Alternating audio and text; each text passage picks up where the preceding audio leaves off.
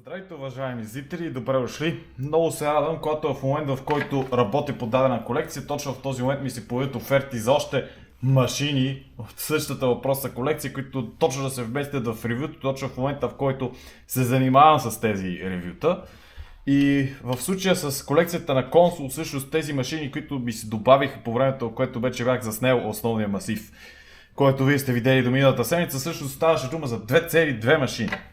И това ще е първата, която ще разгледам. Другата, за съжаление, тя е един сходен модел на 232, пак ултрапреносима машина, която, за съжаление, не е предавана в България явно. Никой не съм виждал с кирилица и тази моята също не е с кирилица, нея ще остава за последно. Но сега ще ви занимая с нещо също толкова интересно и много по-любимо ми от ултрапреносимите машини, както добре вече знаете. Аз не съм особен фен на прекалено преносимите, прекалено смалените, прекалено дребните машини. Аз съм фен на ето тези масивните, така наречени десктоп машини. И това е една от тях. Консол 1502. Виждате, че сходността е изключително голяма с 1504, която сте видели миналата седмица. Всъщност би било много добра идея да ги съпоставим двете заедно, така че ще изместя тази машина за момент. Ще ги донеса другата, ще наглася камерата и ще се върна отново в запис.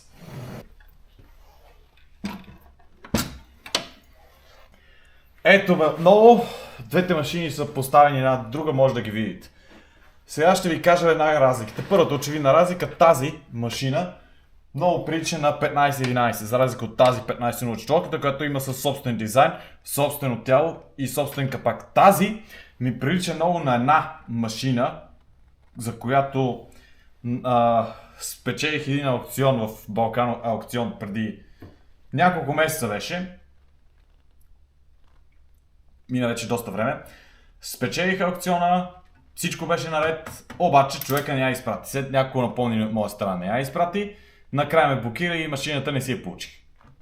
Както и да не съм загубил никакви пари, това е по-важно, ако не, при положение, че не получих нищо, по-добре, че не загубих нищо. Но ще да ми е много приятно да си добавя в колекцията. За съжаление, консолите са доста скъпи, така че съм доста резервиран, когато се появи някой от тях на обява, защото обикновено са, както казах, доста скъпи.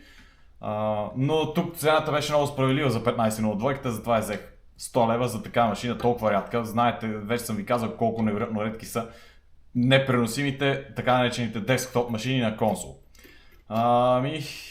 Както казах на първо четене, тази прилича на 1502, прилича на 1511, същия зоблен преден капак и логото е разположено в център. Това лого е сребристо, дали е метално? Мисля, че е автентично метално лого. Иначе всичко изглежда друго нормално. Шасито вътре е същото, каретата е същата, с изключение, разбира се, на облицовките, те са сходни с облицовките с боята, която е на тялото, са по същия начин и боята и отзад на каретата. Нямам я козирката, тази козирка, която тук я има. Тук ми я няма, би трябвало да я имало, в момента я няма, най-вероятно била изгубена в някакъв момент, иначе всичко и работи. Единственият проблем, който е, ето тук е някакъв момент тялото е било щупено и виждате тук е правена кръпка. И другото е, че липсват два елемента тук. Едното е ръчката за освобождането на зъбчатата предавка е щупена, може да се завърти, малко трудничко, но се върти. И другото е, че другото освобождаване на зъбчатата предавка, тук присъединителя, който е тук отзад, също е не работещо. Иначе е едноцветна, както може да видите, за разлика от 1504. 1504 е двуцветна. Made in Чехословакия, това е много важен надпис, обаче. Виждате, че боята е с специална текстура и изглежда си като някаква военна машина, макар и да не е с точно военен цвят, но си изглежда като някаква военна машина. Много е, бих казал, много е впечатляваща машина. Друго нещо, което усещам различно, макар че са привидно едни и същи машини, но има нещо, което усещам различно при едната и при другата.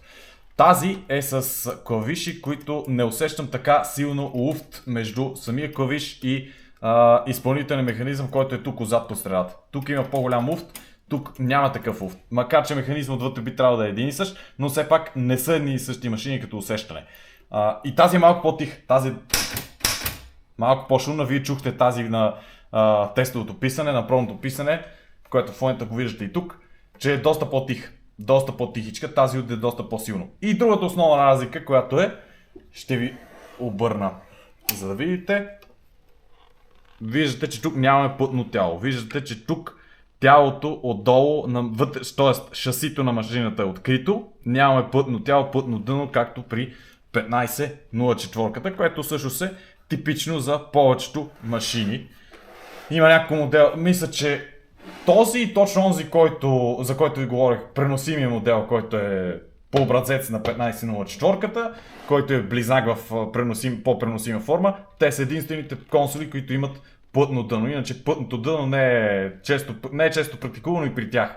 Това са по-скоро конкретни модели, които го имат като вариация.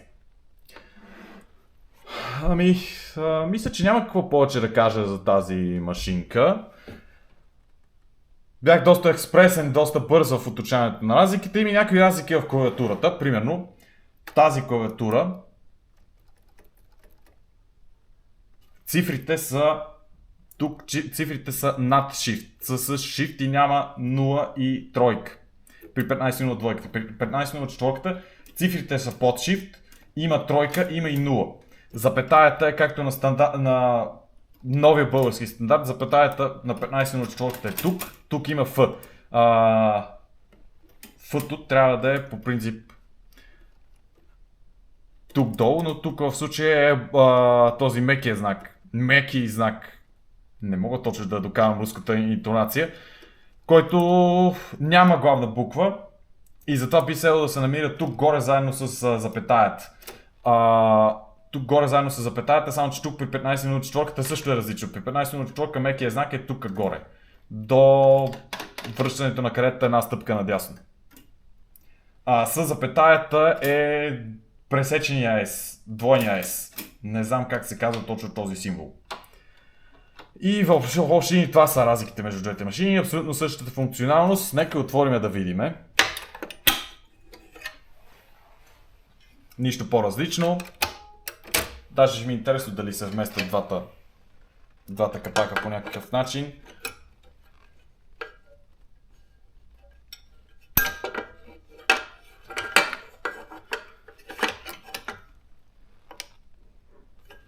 Не могат да щакнат, защото тук са различни щракалките при 1504, иначе тялото е със същите дефиниции, със същите размери. Има и изолация от вътрешната страна, може да видите. Текстилна изолация. Изглежда много запазена машина, макар и да не изглежда блестяща, но изглежда много запазена. Явно е била активно смазана. Доста активно смазана. Всичко работи. Впечатляващото, че както можахте да видите в промпто писане, което всъщност беше напълно автентично и първо писане на тази машина. Не съм изменял ролката, което е рядко срещано за машини, които купувам, но тази беше с запазена ролка. Все още има направо има си напълно достатъчно живот в нея. Това е което мога да ви кажа за 1504. Благодаря ви отново за участието. Имам доста идеи за интересни колекции, не само на пишещи машини, които да ви представя в канала, но ще ги видите за напред.